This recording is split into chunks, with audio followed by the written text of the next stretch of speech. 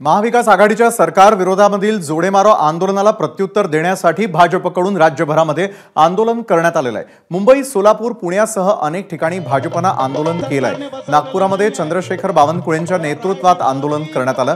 महाविकास आघाडीच्या नेत्यांना सद्बुद्धी द्यावी म्हणून भाजपचं आज शिवरायांच्या पुतळ्यासमोर राज्यव्यापी आंदोलन केल्याचं बावनकुळेंनी सांगितलंय। सोलापुरामध्ये महाविकास आघाडी नेत्यांविरोधात घोषणाबाजी देण्यात आली। यावेळी कार्यकर्त्यांना पोलिसांनी ताब्यात घेतलंय। शिवभक्तांनी नगरीमध्ये तुमची कला आणि छत्रपतींचा जयघोष देणार आहोत। आमच्या सन्माननीय तर भाजपच्या या आंदोलनावरती विरोधकांनी टीका केली आहे। पाहूयात की शिवद्रोही मंडळी आज रस्त्यावरती उतरलेत आपल्या विरोधात आणि ते असं म्हणतात की तुम्ही म्हणजे आपण राजकारण करता आहात।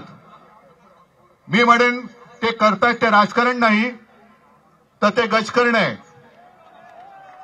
शिवसेना प्रमुख जे नेहमी सांगायचे की हल्ली राजकारण म्हणजे गजकरण झालेलं आहे, खाजवत बसतायत, खाजवू दे त्यांना, पण या चुकीला माफी नाही। सत्ताधारी पक्ष स्वतःच्याच विरोधात आंदोलन करतोय, काय का सत्ता तुमचीच आहे दाखवण्यासाठी आम्ही विरोधी पक्षाच्या विरोधात करतोय। खऱ्या अर्थाने तुम्हीच त्यांच्या ह्याच्यामध्ये करताय। आणि हे जरी जात असलं तरी सांगलीमध्ये देवेंद्र फडणवीस आणि शरद पवार एका व्यासपीठावरती आहेत। एबीपी माझा, उघडा डोळे बघा नीट।